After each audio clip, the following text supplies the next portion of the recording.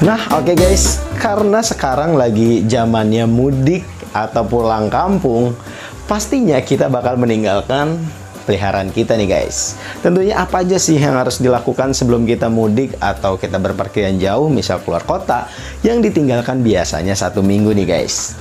Ini dia treatment gua yang biasa gua lakukan sebelum meninggalkan ikan-ikan kesayangan gua nih guys. Kita bahas yuk.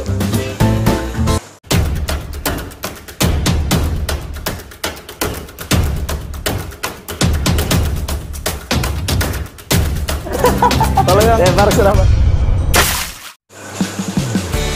Ya oke, Assalamualaikum warahmatullahi wabarakatuh. Gimana guys, kabar kalian semua?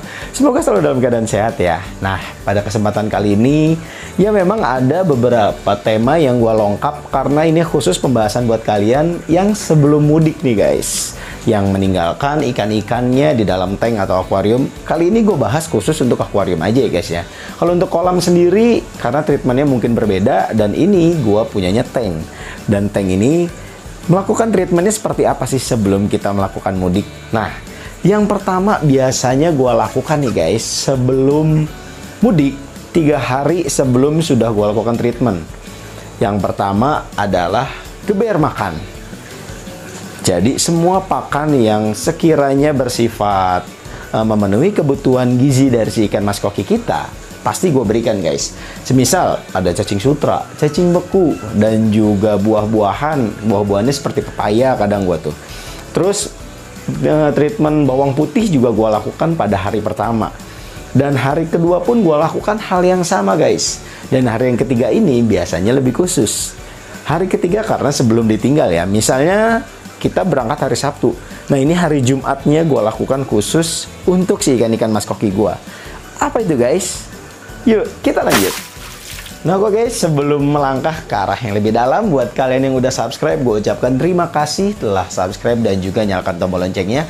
Dan buat kalian yang masih baru mengenal channel kita, Storyfish 24, gue ucapkan selamat datang dan juga selamat bergabung ya guys. Kita bahas pembahasan ikan-ikan mas koki, ilmu-ilmu ikan mas koki, tentang pakannya, perkembangbiakannya, dan yang lainnya. Kalian bisa cek playlist kami di halaman channel, dan tentunya jangan sampai lupa subscribe dan juga nyalakan tombol loncengnya ya. Agar apa sih bang? Agar kita mudah bertemu di kemudian harinya ya guys. Tentunya tidak kesulitan dalam menemukan ilmu-ilmu ikan mas koki nih guys. Nah, kalau gitu kita lanjut ke pembahasan khususnya yuk. Nah oke guys, kita lanjut ke pembahasan khususnya ya. Nah, dimana sehari sebelum gue berangkat mudik, nah gue lakukan adalah water change guys. Water change-nya itu biasanya gue lakukan sampai 80%. Dan jangan sampai lupa bersihkan juga filter mekanisnya. Kalau gue sih biasanya kayak biofoamnya atau jet mat-nya itu gue bersihkan aja. Tetapi kalau untuk khusus si busa putih yang biasa kita kenal filter yang warnanya putih, nah itu pasti gue ganti yang baru ya guys. Tujuannya untuk apa sih bang? Untuk meminimalisir kotoran-kotoran yang bisa terurai ya guys. Jadi semuanya tuh nyangkut di filtrasi sebelum tersebar. Jadi benar-benar akan lebih maksimal guys. Karena untuk ditinggalkan dalam kurun waktu yang cukup lama, jangan sampai kotoran menumpuk. Kalau udah kotoran menumpuk, amoniak tinggi, dan tentunya ikan kalian dalam bahaya guys. Tentunya kalian nggak mau kan ikan-ikan kalian sampai mati. Jadi lakukan semaksimal mungkin dalam pencegahan-pencegahannya. Jadi pas kita pulang lagi ke sini, kita akan senang menyambut mereka dengan hati yang tenang. Jadi nggak ada yang mati, nggak ada yang sakit. Apalagi sampai harus melakukan treatment-treatment yang lainnya ya guys ya. Karena ikan kalian mati, karena ikan kalian sakit. Ribet kan?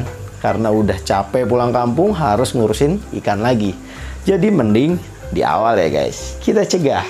Yaudah kita lanjut yuk, masih ada tips lainnya loh. Oke kita lanjut. Nah untuk tips selanjutnya, kalau kalian punya ikan mas koki yang sedang program grooming, untuk masalah mudik ini kita tinggalkan. Tentunya program groomingnya kalian batalkan dulu ya guys. Jadi program groomingnya kalau bisa di stop dulu, karena meminimalisir airnya akan menjadi buruk ya guys. Apalagi yang sampai ditinggal 2 minggu, bahkan ya bisa lebih. Jangan sampai kotoran menumpuk, intinya itu.